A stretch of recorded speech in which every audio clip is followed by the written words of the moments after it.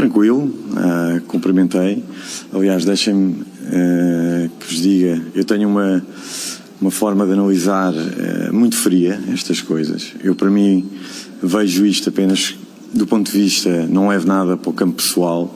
Acho que isto é uma estratégia consciente do nosso rival, que obviamente tem os seus motivos, obviamente sabemos bem, tem uma intenção de um discurso interno e obviamente tendo em consideração todo o calendário eleitoral que aí vem, e por isso não ligo, sinceramente não ligo a essa parte, não fico ofendido de maneira alguma. Acho que se calhar um dos pontos altos desta estratégia é o ruído,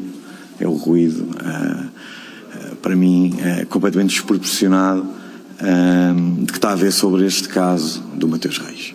E deixe-me dizer, eu próprio vi o jogo, não me apercebi nada durante o jogo, depois começo a ver o ruído, tudo à volta sobre o lance do Mateus Reis e do pontapear a cabeça de um jogador,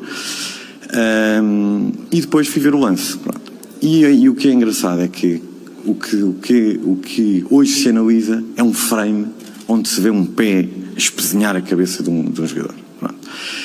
Eu tenho sempre o cuidado de analisar, minha opinião, os lances em velocidade de corrida e de todo. A maneira como o lance se correu de todo.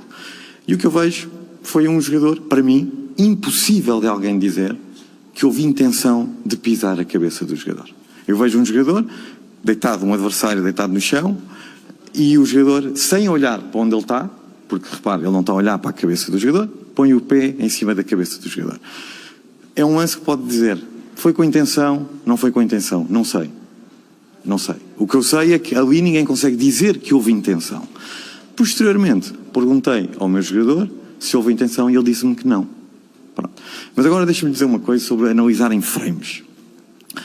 O primeiro golo, vou-lhe dar o exemplo, do Benfica, nesse jogo, há um lance do Geni, onde já havia um frame onde está o Dal, onde nesse frame vê-se parece que está um soco, há um murro, toca na cara do Geni. E na verdade o lance em corrida não há falta nenhuma, não há falta rigorosamente nenhuma. Mas se eu mostrar aquele frame, garanto que vou conseguir dizer que há ali uma agressão e o golo devia ser anulado.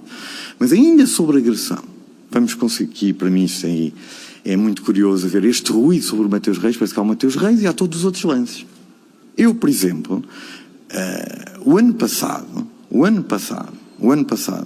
num jogo decisivo para a decisão do campeonato, novamente entre Sporting e Benfica em casa, vi o jogador Di Maria agredir um jogador meu, o Pote, com um murro na cara.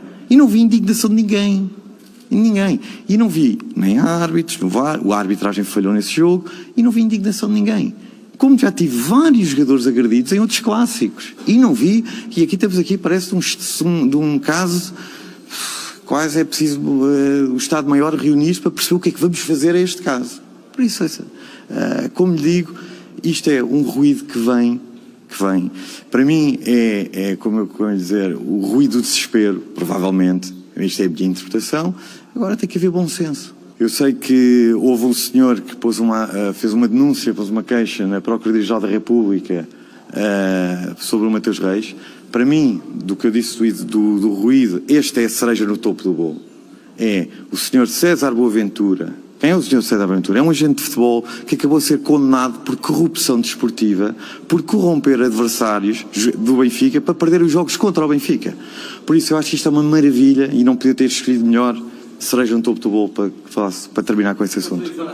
Eu sobre festejos, são miúdos festejam. Eu não vou dizer que gosto ou deixo de gostar. Infelizmente vejo muitos em vitórias de títulos a festejar, é o ânimo, é isso. Não valorizo. Valorizo sim e confio no meu jogador que disse-me a mim que não quis agredir o atleta. E eu volto a dizer, se alguém consegue ver aquele lance corrido, se alguém consegue dizer que o Mateus agrediu propositadamente o jogador. O árbitro não viu assim, o VAR não viu assim, eu não vi assim. Podia ter agredido? Admito que sim. Eu pergunto ao meu jogador, ele disse-me que não. Acredito nele, acredito. Sobre o que espero da justiça e leva para outro caminho, que é quando acha que é o que tem vindo a público, já me questionaram, que o Sporting domina domina isto tudo, e normalmente é isso que deve estar a querer dizer, da justiça, etc. Olha, eu só tenho a dizer o seguinte. Hoje, a arbitragem, o Conselho de Disciplina estão debaixo da Federação Portuguesa de Futebol. A Federação Portuguesa de Futebol que veio a eleições.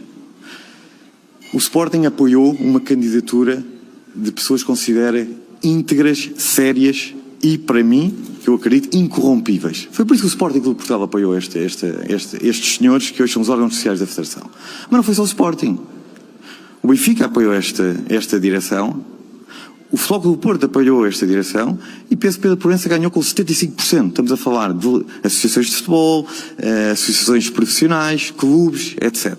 Por isso, este foi a opção do Sporting em ter apoiado Pedro Proença, tal como o Benfica, tal como o Porto, tal como muitos outros clubes.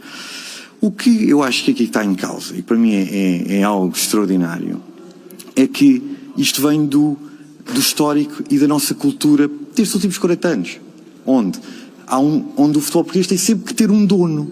Tem sempre que ter um dono. E esta é a verdade, nos últimos 40 anos, o futebol português teve 2 donos, a alternar.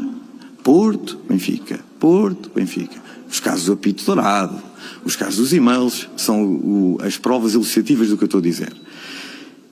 E agora, há uma grande surpresa, porque, para mim, não há dono nenhum. Não há dono. Não há dono. E o que há? Para mim, existem órgãos que não se deixam condicionar, órgãos que não têm medo e órgãos que são dependentes de qualquer presidência. E o que é que isso leva? Que é grande surpresa. Que é grande surpresa. O que é que isso leva? Leva a que o erro, que vai sempre existir, um erro de arbitragem, que vai sempre existir, o erro humano, acho que todos nós concordamos que existem erros de arbitragem, vão sempre existir. Esse erro, se for de uma forma, de uma competição íntegra, esse erro vai ter que ser distribuído de uma forma uniforme. Acho eu.